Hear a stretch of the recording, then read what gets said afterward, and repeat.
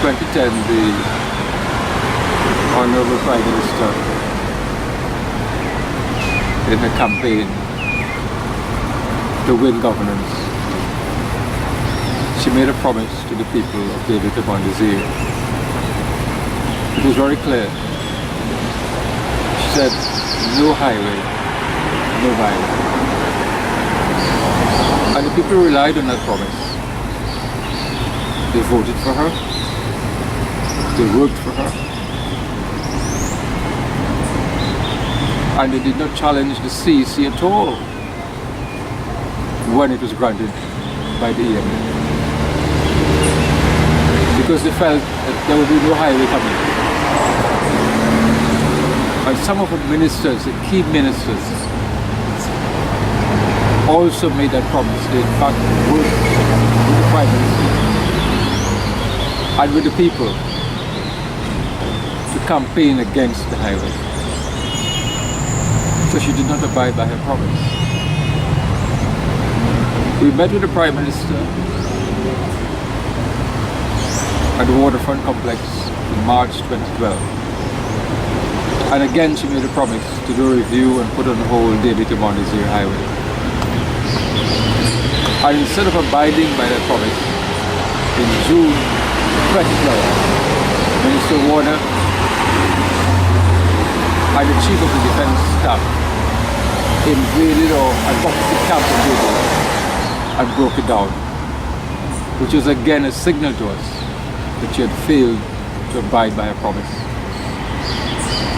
And so the hunger strike started, when it started work between David and Desir. Because it was clear evidence that she didn't intend to keep her promise. And the government paid for the Armstrong report. They participated fully in the process. They sent in large tomes of documentation. And we agreed to consider the report. Once again, the report was out. They failed, and she failed to abide by that promise to consider, and it started works. The court ruled, the High Court ruled, on May 14th, 2014, that the Prime Minister had broken the law of legitimate expectation and Section 4A of the Constitution, because what she had said was, I will protect your property. I will protect your 300 homes, your agricultural assets, your ecological assets, your social assets, your financial assets. And she did no such thing. She went ahead and broke her promise, the third promise. Now this is not just about a highway. This is about governments since 1962 which have broken promise after promise after promise. The initial promise was for independence. And time again as we saw Black Power insurrections, this large outrage which emerges among the people, clamoring to get rid of successive governments because promises have been broken. So the independence mandate for good leadership and governance and accountability and simply abiding by promises has not been fulfilled at all. And so we need in this instance to ensure that for the sake of the nation, this is a historical task. Governments have promised, and we as a people have given up our powers. That's a social contract. We have given up our powers to the government.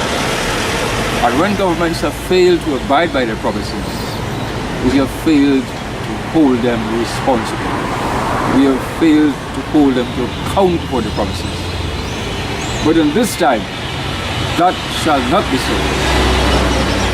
The Prime Minister made 3 promises, and she broke all 3 promises. And what is at risk is not a wedding ring. It's not a cake.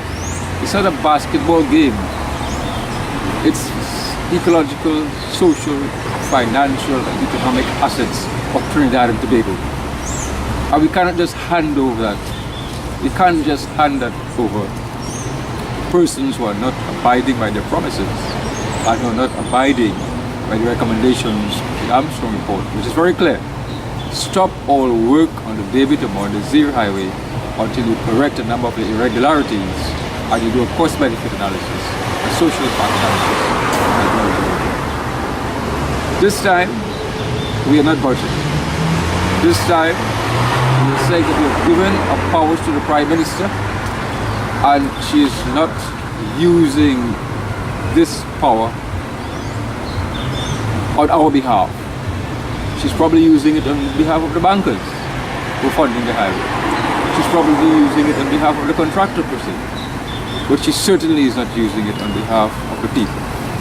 So we mean to ask her to account, and very shortly we'll be asking the Prime Minister in no uncertain terms to account and to keep a promise to the people of Trinidad and Tobago. Does that answer your question? Does? Too long.